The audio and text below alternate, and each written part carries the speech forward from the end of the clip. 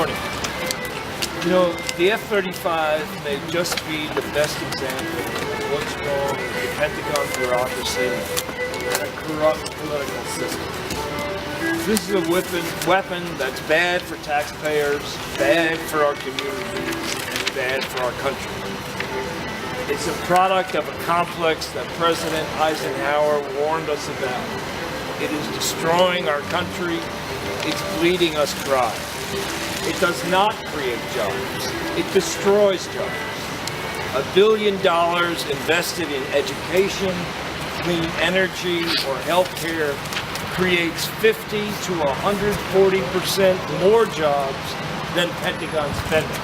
And you can see it on this chart that's displayed over here. You know, the F-35 versus the F-16 it replaces is equivalent to putting a finicky, high-tech Lamborghini in war zones instead of reliable, tried-and-true Fords and Chevys. Not only is this the most expensive weapon system ever, it requires 50 man-hours of maintenance for every flight hour. And that's if nothing breaks. And all those maintenance jobs will not be created here in Vermont. The F-35 will be maintained in Texas by Lockheed Martin because it's too complex to be maintained by Air Force personnel. Let me give you just one example of what's going on with this plane. How much do you think that the helmet that an F-35 pilot will wear will cost? $500, $1,000, $10,000, $50,000? No. That helmet is going to cost $500,000. And that's just one part, one indication of this system. And the reason why they need that $500,000 helmet is because the plane was designed so that the pilot doesn't have good visibility. And what they've done is they put cameras and sensors in the helmet and all over the plane so that when the pilot he won't be able to see out the window, but he can look at the camera screen. Well, we all know what happens with all that high-tech kind of stuff. You know, and to top it off, in a fly-off against the F-16, the F-35 didn't really perform so well.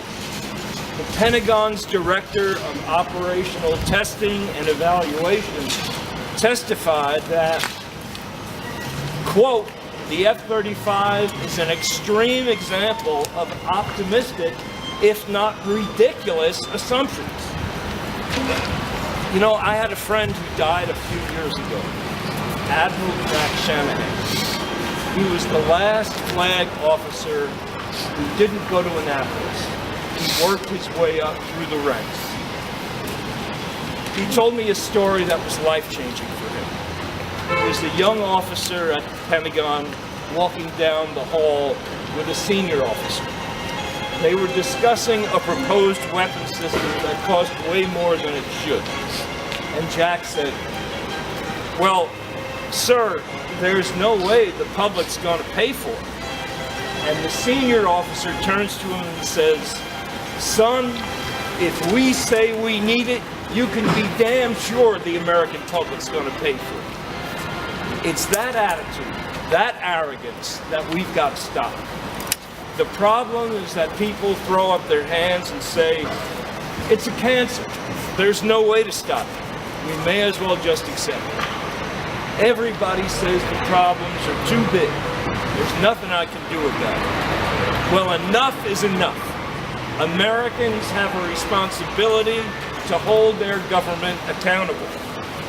People in communities around the country who accept travesties like this are the problem.